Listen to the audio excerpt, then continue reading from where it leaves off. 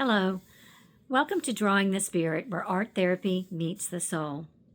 In this video, I'll just be talking about the podcast format, some information on the subscriptions, art therapy, art supply list, things like that. The format is pretty simple. It is just starting off with a grounding exercise, like some breathing exercises, and while you're doing that, then it will help you to relax and focus. And also, you want to think about what your intentions are going to be for the activity. Do you want to just do something creative, try something new? Do you want to get closer to God? Do you want to release something that may be suppressed so that you can do some healing also? If it's your practice to say a prayer, then say one at this time. That would be a good thing to do. I always do when I'm doing an activity or when I'm traveling. Can't go wrong by saying a prayer. Also, I share a story. The stories are from my childhood or lessons I've learned as an adult, experiences I had as a teacher, and also from stories that other people have shared with me that I'll just retell with you. Jesus liked to tell stories and relate parables with his teachings so that people would have a greater understanding and be able to relate to what he was trying to teach them. So I do the same thing, and then I just add some art with it. Then the art therapy activity will be relaxing, informative, and fun. And if you're not if you don't have experience with art, that's okay, because I'll be going step by step with you, and I'll be doing the activity with you. So you'll have the example, and I don't make anything very hard. So you'll be surprised at what you'll be able to do. And also watch the video that explains about the correlation or connection between the art therapy and spirituality. It's pretty informative, I think. So be sure and watch that one. The art supply list is pretty simple. I've tried to keep it where it's not going to be a big expense. You won't have to go to the art store and spend a lot of money. You'll need a little art pad, a little sketch pad or drawing pad. This one opens or folds up at the top, and this is great. It doesn't take up a lot of space on your table or your desk, and it doesn't have those little rings on the side. If you're left-handed like I am, those are just such a bother. This is also, it's a sketch pad or drawing pad. It has the smooth paper. We're not going to be using watercolors, so you don't need to splurge on watercolor paper. We're going to use markers instead. Let me pull one out here for you, or pull out the set.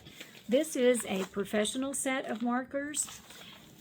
You can get that for $24 for about $30, or you can just use the store brand or the Crayola. It doesn't matter. These markers, the professional ones, you can get the dual tip, and they are alcohol-based, so they dry very quickly. They have the chisel on one side, which is good for drawing lines and filling in large spaces. On the other side, you have the finer point, which is good for doing details and writing. And I love the bright colors. And that's one of the reasons why I like to do the markers, besides the fact that they dry very quickly, so we don't have to have a wait time like you would with paint and watercolors. Watercolors are beautiful pastels, and they're good for that, but for the art therapy, I just love the bright, cheerful colors for this. So just get a set of that, and if you can get the large and the small tips, then you'll have what you need there. And I want to show you this too. This is also a watercolor brush, and these are inexpensive also. It has a little watercolor brush on here, which you can smooth. If you can see, you can just smooth the colors, and it works like watercolors, and it's filled with rubbing alcohol or water. And so that's a good thing to have too if you want to get one of those. And we can really get into making some shading of the colors. So let's see, your art pad, your markers. You'll also need a pencil, an ink pen, a pair of scissors, a glue stick, and also start collecting some old magazines or pictures of things for a Happy Place collage. The Happy Place collage will be things that either inside or outside garden areas, animals, anything that you would put into a place that you would call your happy place. And so we'll do that activity. And if I didn't say glue stick, then, get a glue stick. The subscriptions are a good thing to have because you'll get some extra content and bonus material. There will be some information that I will put free to the public because there are things I just want to share with everybody, whether they want to subscribe or not. But you will get more as a subscriber. You'll get additional episode videos, some art and craft lessons, art therapy sessions, some extra things there, and something special. You'll get videos with me at home and on my travels. I have an RV that I travel with my dog Abby and my 2 cats. And we have the RV. It's been winterized now because it is cold here in Tennessee. And also, it's cold in Florida. I would go down there, but it's just too cold down there, too. So the RV is in storage right now, but in a couple of months, we'll be traveling. We'll be out on the road again, and I'll take you with me. This winter, though, in the meantime, I will just do some videos of things I do around the house when I'm cocooning in the house. So look for those. Also, I want to do a little disclosure about my credentials and the intentions of this podcast. Just a little bit about what I do. I'm an art therapy practitioner, which is a certification. And I also have an MED, which is a Master of Education with a teaching license, but I'm retired from teaching now. I also have had experience in teaching kindergarten through community college. So I've taught adults, special ed, special education, and standard elementary education.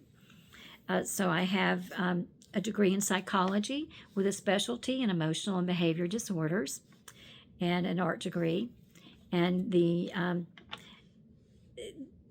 my knowledge in the scriptures and theology is just, I've taken some classes, but mainly it's just self-study and revelations from God that I share with things from from the scriptures. Now, the intention of the podcast, and this is mainly what I wanted to do for the disclosure, is to disclose that I'm not a psychologist or a psychiatrist or a licensed therapist.